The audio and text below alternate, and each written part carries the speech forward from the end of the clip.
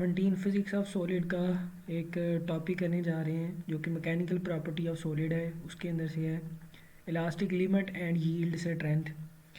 इस टॉपिक में हमने देखना है कि कोई मटेरियल कितनी स्ट्रेस अब्जॉर्ब कर सकता है, उसके ऊपर कितनी स्ट्रेस अप्लाई करें कि वो मटेरियल जो है वो उसके अंदर इलास्टिसिटी बरकरार रहे। उसके बाद वो मटेरियल के ऊपर मज़ीद स्ट्रेस अप्लाई करें तो वो कहाँ पे जाके मटेरियल ब्रेक डाउन हो जाता है। मतलब ये जो टॉपिक है, इस टॉपिक के अंदर हमने elastic limit and yield strength, मतलब हमने किसी भी मटेरियल की स्ट्रेंथ के बारे में यहाँ पे स्टडी करना है। एक हमारे पास इस किसी भी मटेरियल की स्ट्रेस को स्टडी करने के लिए एक हमारे पास टेस्ट होता है जिसको हम टेंजाइल टेस्ट कहते हैं। ये एक इलेक्ट्रिकल डिवाइस है जिसके दरमियान ये एक हमारे पास मटेरियल है या हमारे पास कोई मेटालिक मटेरियल है, किसी भी तरह का मटेरियल जिसके हमने स्ट्रेस को कैलकुलेट करना है। उसको हमने इस टेंजाइल टेस्ट के दो जाव्स के अक्रॉस इसको हमने ऐसे सस्पेंड कर दिया हुआ है और इसको इलेक्ट्रिकल एनर्जी की मदद से इसका यहाँ पे स्ट्रेस कैलकुलेट करेंगे। जब ये दोनों जाव्स जो है एक दूसरे के अपोजिट डायरेक्शन में मूव करेंगे तो इसके ऊपर स्ट्रेस अप्लाई होगा। इसकी जो रीडिंग है उसको हमने डिजिटली कैलकुलेट करेंगे और उसके बाद एक ग्राफ ड्रा करेंगे जिसको हमने मज़ीद आगे सारे को स्टडी करना है। हम यहाँ पे जो ग्राफ ड्रा करेंगे वो elastic limit and yield strength के बारे में हमें इंफॉर्मेशन प्रोवाइड करेगा। इस ग्राफ को हमने along the x axis y axis लाइनें ड्रा कर लेनी है। अलोंग द एक्स एक्सिस हम यहाँ पे स्ट्रेन लेंगे, डिफॉर्मेशन लेंगे और अलोंग द वाई एक्सिस हम स्ट्रेस लेंगे।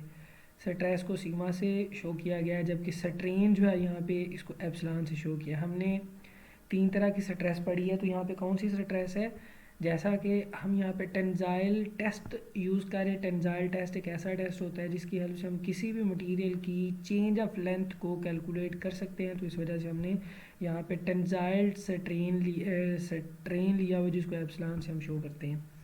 अगर हम देखें तो दोनों लाइन जहाँ पे कट करती हैं इसको ओरिजिन का नाम दिया है।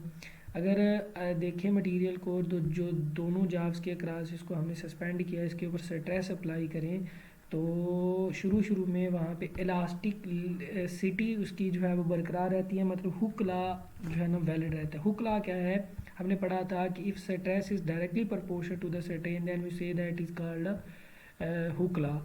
तो इलास्टिसिटी किसी भी मटेरियल की उस वक्त तक मेंटेन रहती है जब तक उसका स्ट्रेस और स्ट्रेन एक दूसरे के इक्वल होता है। अगर हम किसी मटेरियल के ऊपर स्ट्रेस अप्लाई करते हैं तो शुरू में उसकी स्ट्रेस और स्ट्रेन एक दूसरे के साथ डायरेक्टली प्रोपोर्शनल है, तो उसका ग्राफ हमारे पास एक स्ट्रेट लाइन आता है। आपको पता है कि जब भी दो चीज़ें एक दूसरे के साथ डायरेक्टली प्रोपोर्शनल होती हैं तो उनका ग्राफ एक स्ट्रेट लाइन आता है। अलोंग द एक्स एक्सिस हमने स्ट्रेन लिया हुआ, अलोंग द वाई एक्सिस हमने स्ट्रेस लिया हुआ, दोनों भी डायरेक्टली प्रोपोर्शनल है तो ग्राफ हमारा स्ट्रेट लाइन आता है।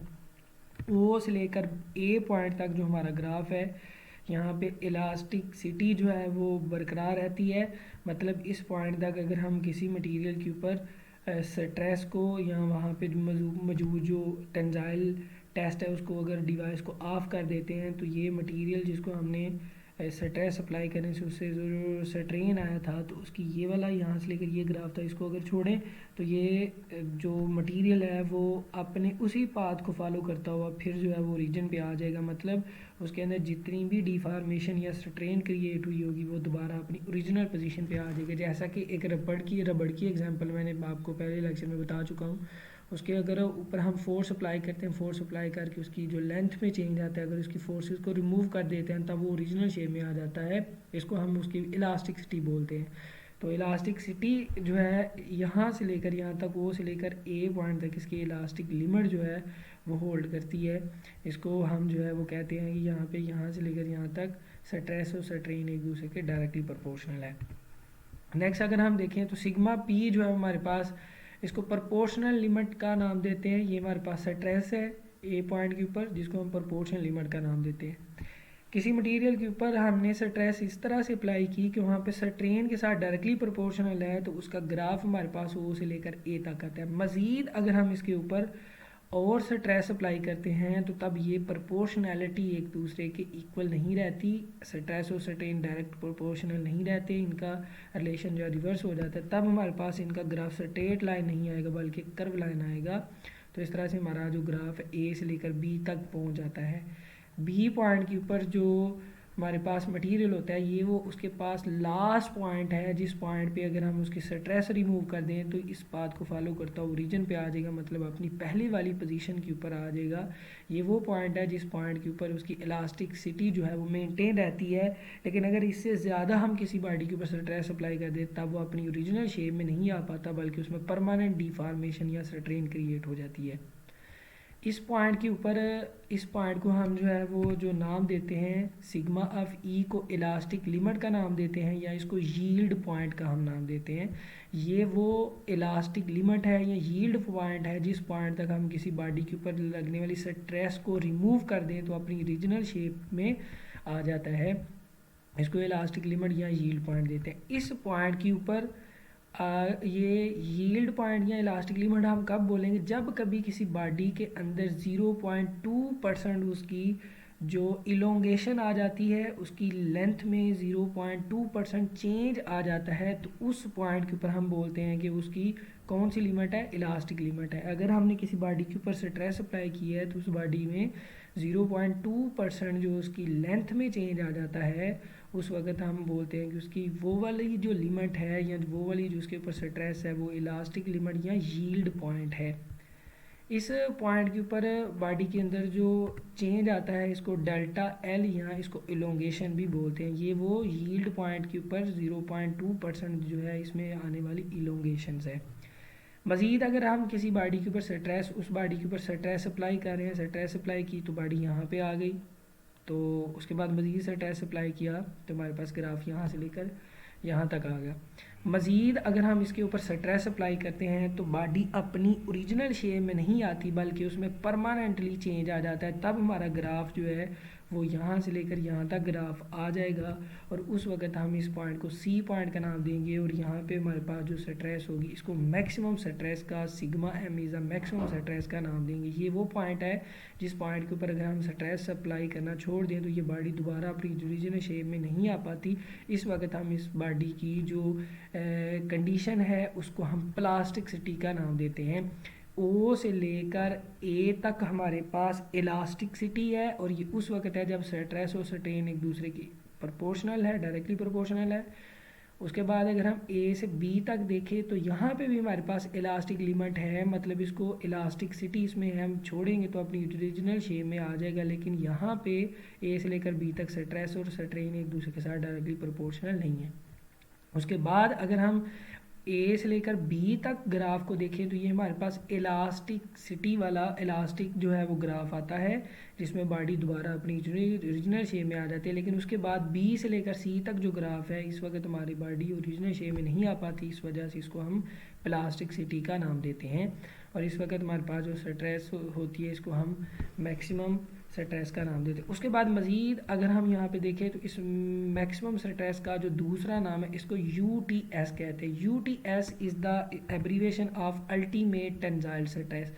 ये वो वाली स्ट्रेस होती है जो कोई भी बॉडी मैक्सिमम स्ट्रेस को ऑब्जर्व कर सकता है। इसके बाद अगर हम मज़ीद स्ट्रेस अप्लाई करेंगे तो बॉडी के अंदर लेंथ में चेंज नहीं आएगा, बल्कि मज़ीद स्ट्रेस अप्लाई करने से बॉडी परमानेंटली टूट जाएगी। जैसा कि हम लोहे को देखते हैं, लोहे को प्रेस करते जाएं तो उसको अगर हम थोड़े से उसके ऊपर मारते जाएं तो उसकी अगर वो वायर है तो वो बिल्कुल चिपटा सा होता हुआ एक प्लेन सी बन जाएगा। तो इस तरह से हम किसी बॉडी के ऊपर जो है वो सी पॉइंट तक हम उसके ऊपर मैक्सिमम स्ट्रेस अप्लाई कर सकते हैं। इस पॉइंट से अगर हम मज़ीद स्ट्रेस अप्लाई करेंगे तो वो बॉडी के अंदर जो है वो लेंथ में चेंज नहीं आएगा, बल्कि बॉडी ऐसा टूटना शुरू हो जाएगी, और इस पॉइंट को हम अल्टीमेट टेंसाइल स्ट्रेस का नाम देते हैं। उसके बाद अगर हम ग्राफ देखें तो मज़ीद ग्राफ हमारा जो है वो डी पॉइंट तक जाता है। कुछ ऐसे मटेरियल होते हैं जो कि सी के फ़ौरन बाद टूट जाते हैं, लेकिन कुछ जो होते हैं वो उसके अंदर मज़ीद स्ट्रेस अप्लाई करने से उनकी लेंथ में तो चेंज नहीं आता, लेकिन वो यहाँ से लेकर सी से लेकर डी तक स्ट्रेस को ऑब्जर्व कर लेते हैं, और इस पॉइंट के ऊपर वो फाइनली ब्रेक डाउन हो जाते हैं डी पॉइंट के, जिसको हम फ्रैक्शनल स्ट्रेस का नाम देते हैं। यहाँ पे जो हम स्ट्रेस अप्लाई कर रहे हैं उस वक्त इसको हम जो है ब्रेकिंग फोर्स का नाम देते हैं। इस पॉइंट पे आके मटेरियल परमानेंटली जो है ब्रेक डाउन हो जाता है। तो ये हमारे पास जो ग्राफ है ये किसी भी मटेरियल की स्ट्रेस के बारे में हमें इंफॉर्मेशन प्रोवाइड कर रहा है। मज़ीद इस ग्राफ को स्टडी करें तो यहाँ पे कुछ रीजन्स हैं। अगर हम यहाँ पे देखें इस इलास्टिसिटी जहाँ पे ओ से लेकर बी पॉइंट तक जो है इलास्टिसिटी इसकी मेंटेन रहती है, मतलब इस पॉइंट तक अगर मटेरियल को छोड़ें तो अपनी ओरिजिनल शेप में आ जाता है, परमानेंटली उसमें डिफॉर्मेशन या स्ट्रेन क्रिएट नहीं होती। इस सारे रीजन को हम यहाँ पे जो नाम देंगे, उस रीजन को हम नाम देंगे इलास्टिक रीजन का नाम देंगे। इलास्टिक रीजन तक कौन कौन से मटेरियल होते हैं जो कि इलास्टिक रीजन तक जो है वो मेंटेन रहते हैं, इसके बाद वो ब्रेक डाउन हो जाते हैं, मतलब इलास्टिक लिमिट तक अपने आपकी उनकी स्ट्रेंथ रहती है, उसके बाद अगर हम मज़ीद स्ट्रेस अप्लाई करें तो वो टूट जाते हैं। ऐसे मटेरियल के अंदर ग्लास और एक हाई कार्बन स्टील हमारे पास होती है, मतलब ऐसे मटेरियल हैं जिनके अंदर अगर हम हल्की सी स्ट्रेस अप्लाई करें तो वो थोड़ी बहुत तो स्ट्रेस अब्ज़ॉर्ब कर लेते हैं, लेकिन थोड़ी सी मज़ीद अगर हम इसे बी पॉइंट के जो कि हमने इलास्टिक लिमिट या यील्ड पॉइंट का नाम दिया, इसे मज़ीद ज़्यादा स्ट्रेस अप्लाई करें तो वो मटेरियल ब्रेक डाउन हो जाएंगे। ऐसे मटेरियल में ग्लास या हाई कार्बन स्टील है, जैसे कि ग्लास के ऊपर ज़रा सी स्ट्रेस अप्लाई करें तो वो एकदम से टूट जाता है। तो ये वो इस रीजन को हम इलास्टिक रीजन का नाम देते हैं, और इलास्टिक रीजन के अंदर ग्लास या हाइड्रोजन कार्बन है। और ऐसे मटेरियल जो कि इलास्टिक लिमिट के फ़ौरन बाद टूट जाते हैं, ऐसे मटेरियल को हम जो है नाम देते हैं ब्रिटल सब्सटेंस का नाम देते हैं। ब्रिटल सब्सटेंस जो है वो बी पॉइंट से मज़ीद ज़रा सी स्ट्रेस अप्लाई करें तो वो टूट जाते हैं। उसके बाद अगर हम बी से लेकर सी पॉइंट तक के रीजन की बात करें तो ऐसे रीजन को हम प्लास्टिक रीजन का नाम देते हैं। प्लास्टिक रीजन के अंदर जो मटेरियल प्लास्टिक रीजन तक जो मटेरियल स्ट्रेस को अब्ज़ॉर्ब कर सकते हैं और उसके बाद जाकर टूटते हैं, ऐसे मटेरियल्स को हम जो है डक्टाइल मटेरियल का नाम देते हैं। जैसे कि हमारे पास हाई सॉफ्ट आयरन है, जैसे कि आप अगर तो ये देखें ना इलास्टिसिटी के फ़ौरन बाद टूट जाए तो हम तो आयरन को किसी और शेप में हम डाल ही नहीं सकते, तो इसको इस वजह से ये यहाँ तक जो है वो सी पॉइंट तक, जिसको हम प्लास्टिक रीजन का नाम देते हैं, यहाँ तक वो स्ट्रेस को ऑब्जर्व कर लेता है, और ऐसे मटेरियल को हम जो है डक्टाइल सब्सटेंस का नाम देते हैं। तो ये हमारा आज का टॉपिक था जो कि किसी भी मटेरियल की स्ट्रेस के बारे में हमें इंफॉर्मेशन प्रोवाइड करता है। इसको अगर हम यहाँ पे देखें तो ये हमारे पास मटेरियल की स्ट्रेस के बारे में इंफॉर्मेशन प्रोवाइड करता है। तो ये हमारे पास सारा जो है वो इसका ग्राफ था जो हमने यहाँ पे स्टडी किया।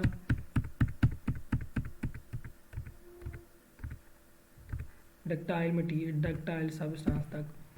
तो ये जो सारा ग्राफ है इसको हम यहाँ पे elastic limit and yield strength देखा कि कोई मटेरियल कितना हार्ड है, कितना सॉफ्ट है, कहाँ तक उसके ऊपर स्ट्रेस अप्लाई करें तो वो जो है टूटेगा नहीं, और किस पॉइंट पे जाके उसके ऊपर जो है उसके अंदर परमानेंटली चेंज आ जाता है, कहाँ पे जाके उसके अंदर फ्रैक्शनल जो है वो स्ट्रेस होती है, जहाँ पे जाके मटेरियल टूट जाता है। ये सारा आपका टॉपिक था। उम्मीद है सब